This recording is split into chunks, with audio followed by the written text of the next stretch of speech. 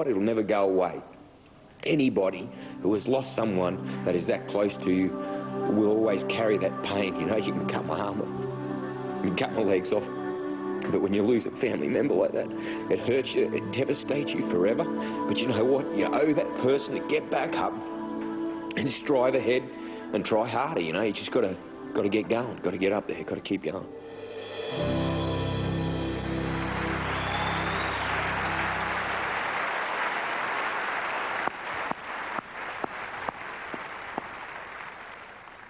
If you're Australia's Environment Minister, how lucky could you be to know Steve Irwin? Steve became known around our world as a deeply committed, very practical and down-to-earth conservationist. He taught all of us so much about our unique wildlife and its Australian habitat. He made the environment a mainstream issue, not just the preserve of a small handful of activists. Steve's public environmental work was incredibly well known. What amazed me was that he did more in private than he did in public. Transformational stuff. His massive personal investment in conservation reserves. He pioneered one of the great movements in modern environmentalism in Australia, the private nature park. His crocodile research using space-age satellite tracking systems to monitor estuarine crocs, guiding our management for them into the future. Steve's dedication to global issues, from his work to save precious habitat for threatened elephants in Asia, to his incredibly strong encouragement and support for the Australian government efforts to bring an end to the whale slaughter. Steve's infectious enthusiasm for our wildlife entered living rooms around our planet and transformed the way that we all relate to nature. In changing the way we all think, he has changed the way we act. And that is the single greatest gift he has given us all. How this and future generations care for our environment will never be the same. The world is a much better place for Steve's all too short stay. I am a very lucky man to have known him. I've had some wildlife encounters in my life, but the emotions that I felt in my heart, I was nearly crying. To get this close and be loved on by this beautiful, absolutely gorgeous mummy orang was such a touching experience, one that I'll take with me for the rest of my life. I just want to share with you the importance of this little girl here, because if she dies, perhaps she will help the rest of them out in the wild.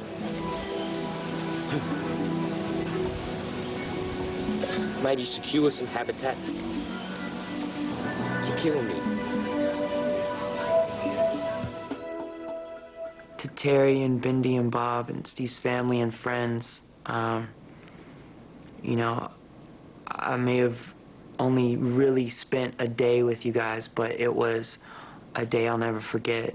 And I'll never forget what I learned just by being around Steve. Not even what he taught me, but what I learned from just being around him with animals.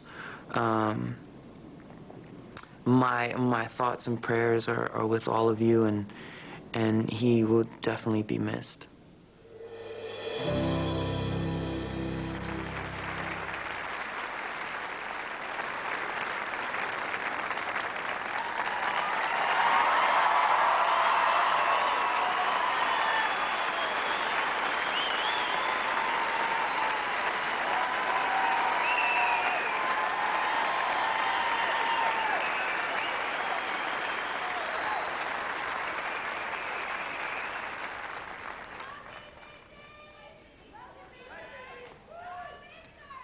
My daddy was my hero. He was always there for me when I needed him. He listened to me and taught me so many things.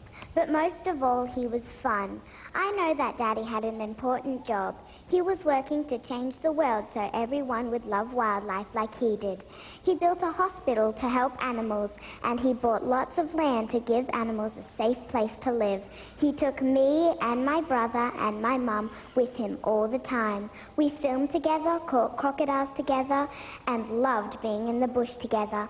I don't want Daddy's passion to ever end. I want to help endangered wildlife just like he did. I have the best daddy in the whole world, and I will miss him every day. When I see a crocodile, I will always think of him, and I know that Daddy made this zoo so everyone could come and learn to love all the animals. Daddy made this place his whole life. Now it's our turn to help Daddy. Thank you.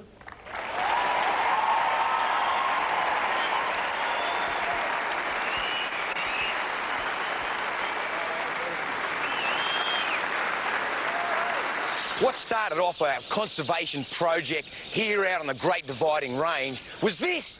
This used to be a cow paddock. Now have a look at it.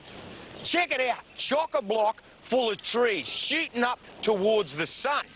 Back in 1994 we bought this, there was a dwindling population of koalas, all right? So then we planted like 50,000 trees. 1995, these were planted, check them out. Now, there's a thriving population of koalas. That's conservation for you.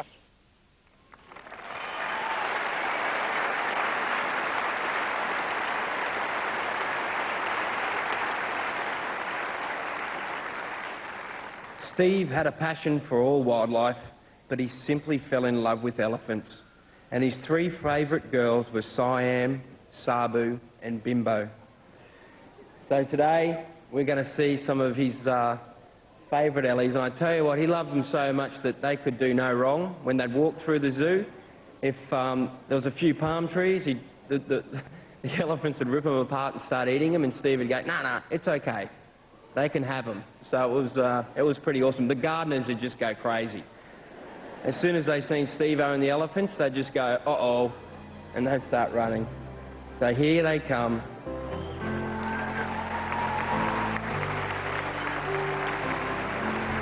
Today, Steve's dad's Bob, daughter Bindi and sister Joy will feed the girls, as Steve always loved to do.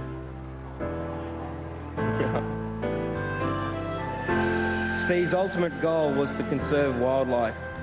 He knew to achieve this, he had to bring wildlife so close that he could not help but fall in love with its natural beauty, and then you'd want it to conserve and protect it. Hey girls.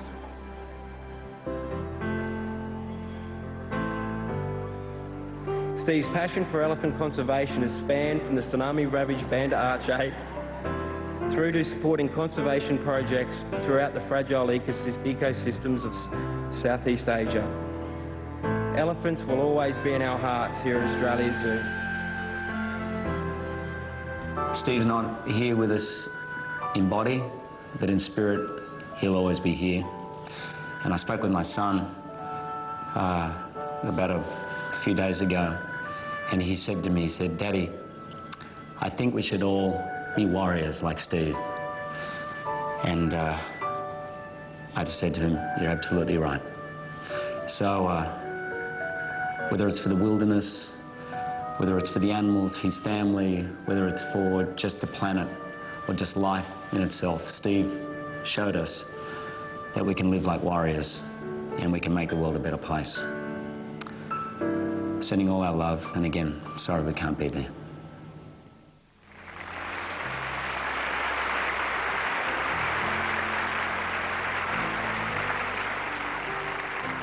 Steve loved all animals, but his deepest love was the crocodiles. For scientists and laymen alike, there's still much to learn about these prehistoric reptiles. But as we've heard, Steve has made a major contribution into our understanding of their behaviour, breeding and feeding patterns. They're no longer a figure of fear. He changed the world for them too. Now here's a good mate of Steve's, David Wenham, to read a poem, "The Crocodiles Are Crying."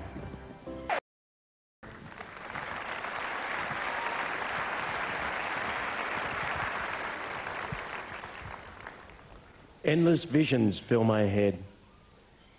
This man as large as life. And instantly my heart mourns for his angels and his wife. Because the way I see Steve Irwin, just put everything aside. It comes back to his family. It comes back to his pride. His animals inclusive, crikey, light the place with love. shine his star with everything he fought to rise above. The crazy man of khaki from the day